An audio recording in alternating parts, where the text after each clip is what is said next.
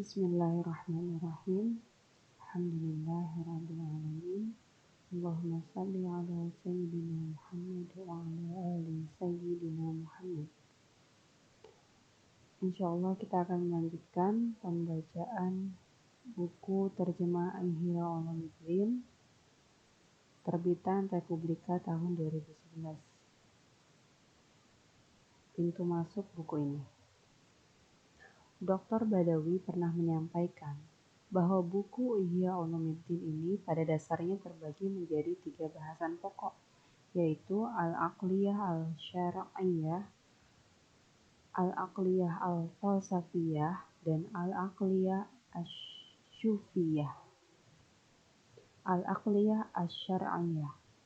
Pokok bahasan dari Al-Aqliyah Asy-Syar'iyyah oleh Imam Al-Ghazali disarikan dari hukum-hukum yang berkaitan dengan persoalan fikih dan usulnya, yang itu dinukilkan dari sumber hukum Islam terbesar, Al-Qur'anul Karim, hadis-hadis Rasulullah SAW, perkataan para sahabat Rasulullah, athar, tabi'in, serta disarikan dari pendapat para imam mazhab yang diridhai oleh Allah Subhanahu wa Ta'ala.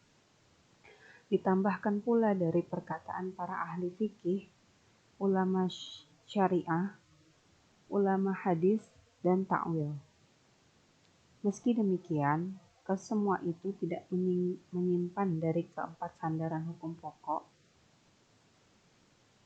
Meski demikian, kesemua itu tidak menyimpang dari keempat sandaran pokok hukum yang utama dalam Islam, yaitu Al-Qur'anul Karim, hadis-hadis Rasulullah SAW, perkataan para sahabat Rasulullah, dan ijma' ulama yang diridhoi oleh Allah Subhanahu wa Ta'ala.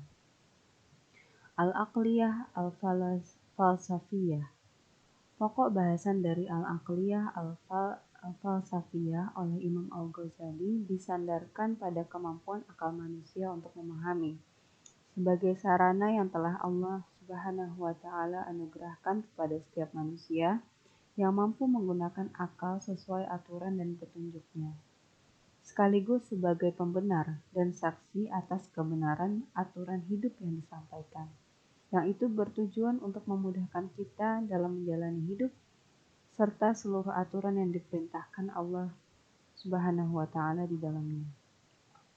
Penggunaan akal yang dimaksudkan di sini adalah metode berpikir yang dirancang untuk tidak menyimpang dari fitrahnya yang suci dengan menggunakan logika yang lurus dan cara-cara berpikir yang sahih.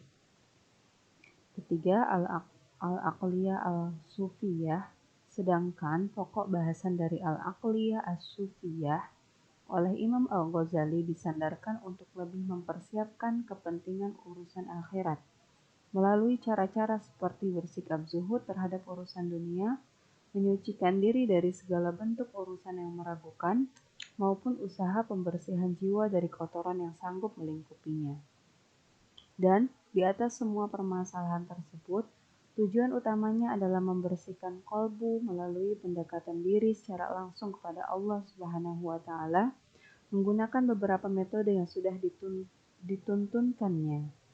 Ketiga poin di atas disarikan dari penjelasan pendahuluan buku Ihya Ulumuddin jilid 1 halaman 35 dan 36 pada edisi berbahasa Arabnya. Buku Ihya Ulumuddin ini diperkaya pula dengan bahasan seputar ilmu-ilmu yang dianjurkan untuk kita pelajari, dilengkapi dengan kekhususan bahasan dalam urusan pendidikan, peningkatan kualitas akhlak, moral, dan muhasabah introspeksi perbaikan diri. Meski di dalamnya juga terdapat sejumlah asar dari kisah yang dianggap lemah karena tidak mencantumkan sumber periwayatan secara detail. Walau demikian, yang patut menjadi perhatian di sini adalah bahwa sandaran akidah yang sang imam gunakan bersumber dari keyakinan Ahlus Sunnah wal Jamaah. Dan yang lebih penting lagi, semua yang beliau cantumkan di sini terlebih dahulu menjadi amalan wajib bagi diri beliau sendiri sebelum membaginya kepada pembaca sekalian dalam bentuk tulisan. Beliau adalah seorang ahli tasawuf yang menjalankan serta menyaksikan atau mengalami sendiri keagungan hidup yang berbalut kelembutan jiwa dalam sikap zuhud, tawakal, juga sikap lainnya yang tersedia seluruhnya dalam buku ini secara komprehensif.